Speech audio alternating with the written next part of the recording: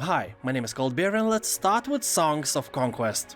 You lead powerful magicians called wielders and venture to lands unknown while exploring a wide variety of maps with diverse enemies and awesome loot. You can play single player or challenge your friends to an honorable duel, online or local. That local part is actually intriguing stuff. You and your imaginary friends all playing Songs of Conquest together, drinking beer and eating potato salad overnight. There, I just planted this into your bucket list. The name of a game is not just a fancy jumble of words. You will listen to the bards as they celebrate your path to victory. Each of the two campaigns comes with a unique song that tells the tale of your rise and ruin. So as you play, you will be unlocking new verses as you complete missions, enjoying the full track at the end of the journey. That is really cool, and all you have to do is to decide which one of the 4 factions suits best for your quest of raping and pillaging. other factions: knights, ancient swamp tribes, necromancers, and mercenaries. Sadly, no penis people faction this time. I know that you wanted them pretty hard, but... Also, when you will win everything or feel defeated without a slimmer of hope, you can make your own maps. The in-game level editor allows you to create adventures using the same tools the developers use to create campaign and skirmish maps. You can script in-game events, control the soundtrack, write dialogue, and share your creations with others. So the great adventures of the brave potato salad man in the land of penis people near the ocean of vodka is a possible scenario here. No one can deny that.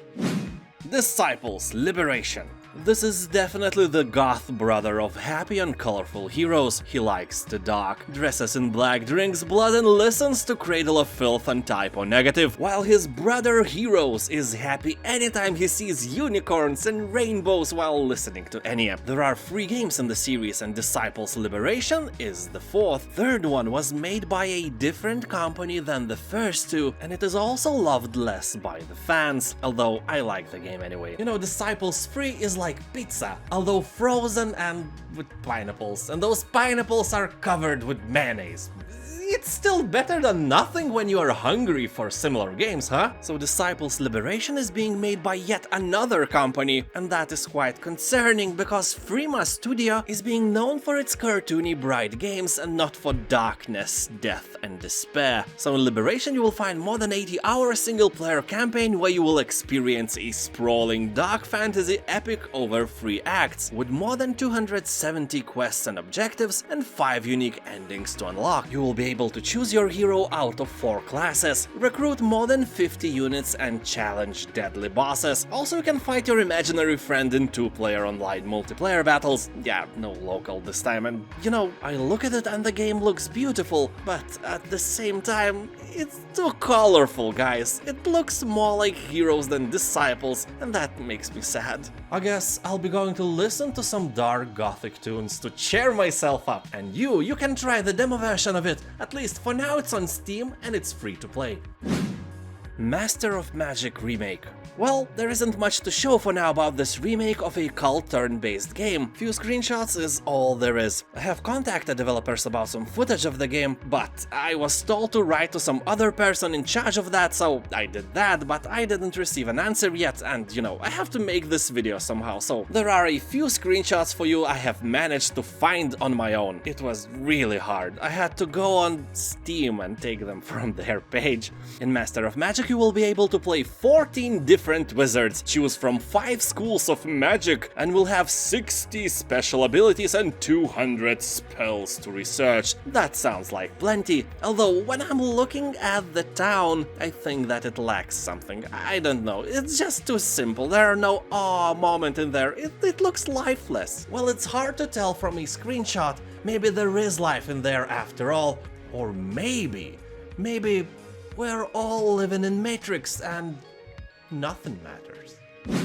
Fanstratics. Gregory Fulton, lead designer of Heroes 3, is working on a spiritual successor to the title. Although for now only some sketches exist and the game is in pre-production, but I have some interesting information about it, so I know that Fanstratics will feature 9 factions. Original Heroes 3 shipped with 8, and later Conflux was added, so Fanstratics will have a nice variety of towns from the very beginning. Fanstratics is a classic fantasy. You can surely tell that from these sketches. Nothing really inventive inventive is going on in this field. That may be good, or not really. You know, the main crowd of Fanstratics are not teenagers and mostly older, mature people who are kinda tired of the same dwarves, liches, dragons, and goblins in every single fantasy game.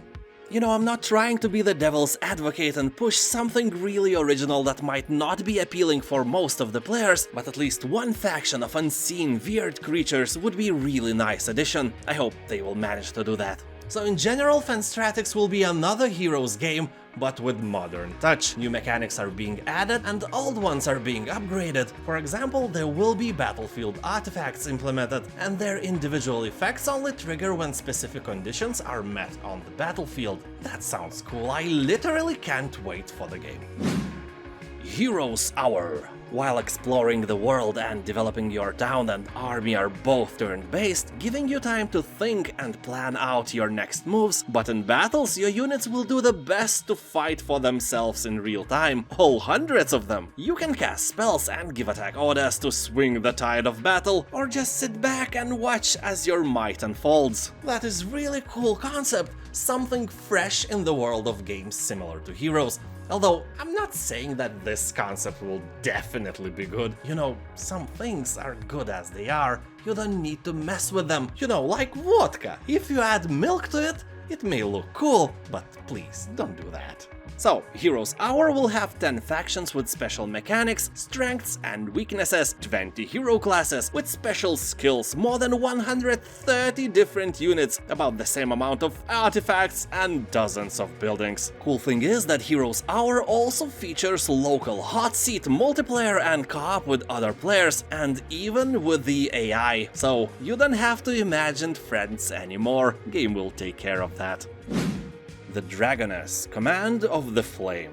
Game mixes Heroes of Might and Magic like exploration, city building and turn-based strategic combat with a roguelite twist, meaning that you are destined to die, but then repeat the same journey with the knowledge and skills you already acquired. Each time you will be unlocking new beast skills and base upgrades. Each time you will only rise up stronger, choosing your own path in an RPG hero progression system. Finding yourself in the ruined capital of Naiwanbor, it's down to you to rebuild this once great city. Only by recruiting a powerful beast army and managing your resources you will be able to prepare yourself for the dangers that lie ahead, where only keen strategic thinking and tactical skill will see you emerge victorious. As we see, the graphics of this game are pretty simple, but you don't need extraordinary stuff in these kind of games. The gameplay itself is the key to success. It's like potato salad, the taste and not the looks are the key to its legendary status. If you are feeling skeptical